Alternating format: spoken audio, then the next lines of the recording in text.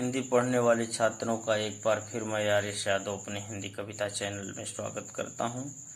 प्रिय छात्रों, आज हम आपको राष्ट्र कवि मैथिली शरण गुप्त द्वारा रचित साकेत महाकाव्य के 8वें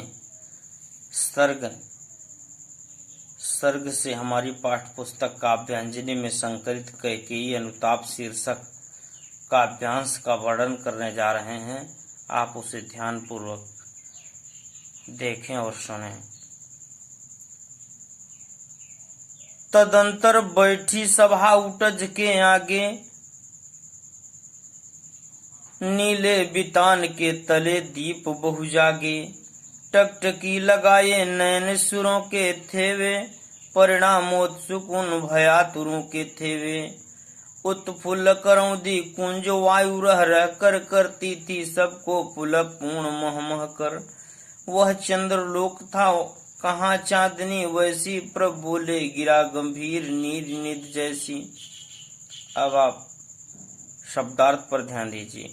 उटज का अर्थ है पर्णकुटी, उत्फुल्ल का अर्थ है आनंदित या प्रसन्न, करौदी कुंज का अर्थ है करौदे का बगीचा, गिरा का अर्थ है बाणी, गंभीर नीर निधि का अर्थ है करुणा के सागर। अब आप संदर्भ पर ध्यान दीजिए। प्रस्तुत पद हिंदी साहित्य गगन की उदंत मारतंड कविकुल सरोवर के नीलोत्पल राष्ट्र कवि मैथिली शरण गुप्त द्वारा रचित साकेत महाकाव्य के 8वें सर्ग में संकलित कैकेयी अनुताप नामक पाठ से लिया गया है, जिसके रचयिता राष्ट्र कवि मैथिली शरण गुप्त जी हैं। प्रसंग रूप में आप ध्यान दीजिए। प्रस्तुत पद में राष्ट्र कवि मैथिली शरण गुप्त ने भात प्रेम से ओतप्रोत भरत जी श्री राम से भेंट करने के लिए उनके पंचवटी स्थित आश्रम में पहुंचे। रात्र में सभा बैठी, उसी सभा का प्रस्तुत पद पंक्तियों में मनोहारी वर्णन किया है कवि ने। अब आप व्याख्यान पर ध्यान दें। तदंतर बैठी सभा उटज के आगे, इसके पश्चात पर्णकुटी के आगे सभा का आयोजन किया गया। नीले बितान के तले दीप बहु जागे। नीले आकाश के नीचे जब सभा का जहां पर आयोजन किया गया वहां बहुत से तारे जगमगा रहे थे। टकटकी लगाए नैन सुरों के थेवे। ऐसा प्रतीत हो रहा था जैसे आकाश मार्ग में सभी देवतागण उस परिणाम को जानने के लिए टकटकी लगाए हुए देख रहे थे। परिणामोत्सुक उन भयातुरों के थेवे, तथा परिणाम को जानने के लिए और बहुत भय से व्याकुल हो रहे थे। उत्फुल्ल करौदी कुंज वायु रह रहकर, तथा खिले हुए करौदे के बगीचे से वायु रह रह करके चल रही थी, करती थी सबको पुलक पूर्ण मह मह कर, तथा सुगंधित वायु सबको पूरी तरह से आनंदित कर देती थी।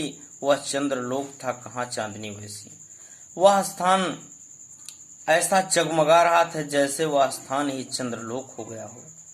प्रभ बोले गिरा गंभीर नीर जैसी। तभी मर्यादा पुरुषोत्तम भगवान रामचंद्र जी, करुणा के सागर श्री रामचंद्र जी गंभीर वाणी में भरत से कहते हैं, हे भरत भद्र अब कहो अभिषिक्त अपना। भद्र का अर्थ है शिष्ट, अभिषिक्त का अर्थ है अभिष्ट अर्थात इच्छित मनोकामना। हे भरत भाई, अपने मन की इच्छा को कहो। सब सजग हो गए, भंग हुआ जो सपना। श्री राम की इस बात को सुनकर के सभा में बैठे हुए सभी लोग सजग हो गए। ऐसा प्रतीत हुआ जैसे उनका स्वप्न भंग हो गया हो। हे आर्य, रहा क्या भरत अभिषिक्त अब भी। भरत जी भगवान राम से कहते हैं कि हे राम, अब मेरी कोई भी इच्छा शेष नहीं है।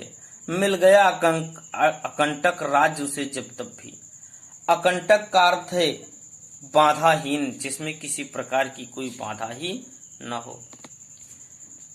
जब भरत को अयोध्या का बाधा रहित राज्य प्राप्त हो गया तो उसकी कौन सी इच्छा शेष रह सकती है, अर्थात कोई भी इच्छा शेष नहीं।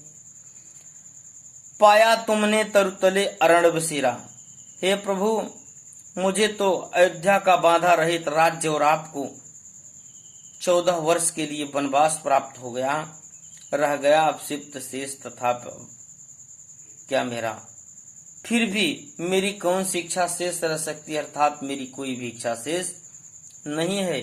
तन तड़प तड़प कर तप्त तात ने त्यागा, आपके वियोग में मेरे पिता राजा दशरथ ने अपने प्राण को त्याग दिए, क्या रहा अपशिप्त और तथा भागा, मुझ अभागे की कौन सी इच्छा शेष रह सकती है, अर्थात मेरी कोई भी इच्छा शेष नहीं है। हाँ, इसी अयस के हेतु जन्म था मेरा। भरत जी कहते हैं श्री रामचंद्र जी से कि क्या इसी अपयश को प्राप्त करने के लिए मेरा धरती पर जन्म हुआ। निज जननी के ही हाथ हनन था मेरा, क्या अपनी माता के हाथों ही मेरी मृत्यु लिखी थी। अब कौन अपशिप्त और आर्य वह किसका, इसलिए हे रामचंद्र जी मेरी कोई भी इच्छा शेष नहीं है। संसार नष्ट है भ्रष्ट हुआ कर जिसका घर द्वार संसार सब कुछ नष्ट भ्रष्ट हो गया हो, उसकी कौन सी इच्छा शेष रह सकती है, अर्थात मेरी कोई भी इच्छा शेष नहीं है। मुझसे मैंने ही आज स्वयं मुख फेरा। भरत जी प्रभु श्री राम से कहते हैं कि मेरी भाग्य ने स्वयं मुझसे मुख फेर लिया है, हे आर्य बता दो तुम्हें अपशिप्त मेरा, इसलिए हे रामचंद्र जी आप ही मेरी इच्छा को बता दीजिए। प्रभु ने भाई को पकड़ हृदय पर खींचा, तब प्रभु श्री रामचंद्र जी अपने भाई को गले से लगाते हैं, रोदन जल से सविनोद उन्हें फिर सींचा।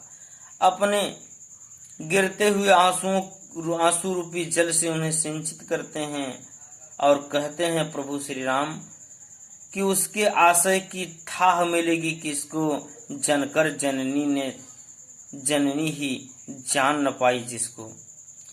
ऐसे भाई भरत के हृदय की गहराई को कौन जान सकता है, जनकर जननी ही जान न पाई जिसको। जिस माता कैकेयी ने भरत जैसे पुत्र को जन्म दे करके जब उसकी हृदय की गहराइयों को नहीं जान सकी, तो दूसरा कौन जान सकता है, अर्थात कोई नहीं। अब आप काव्य सौंदर्य रूप में ध्यान दीजिए। राष्ट्र कवि मैथिली शरण गुप्त ने प्रकृत चित्रण की कुशलता की पुष्टि यहाँ सफलता पूर्वक की है। भाषा साहित्यिक खड़ी बोली, प्रबंधात्मक शैली, रूपक उपमा पुनरुक्त प्रकाश एवं अनुप्रास अलंकार, शांत रस, सवैया छंद, प्रसाद गुण, अभिधा शब्द शक्ति। प्रिय छात्रों, इस प्रकार से हमारे वीडियो को आप लाइक करें, ज़्यादा से ज़्यादा शेयर करें, सब्सक्राइब करें। अन्य वीडियो को प्राप्त करने के लिए हमारे चैनल के बेल आइकन को प्रेस करें। धन्यवाद।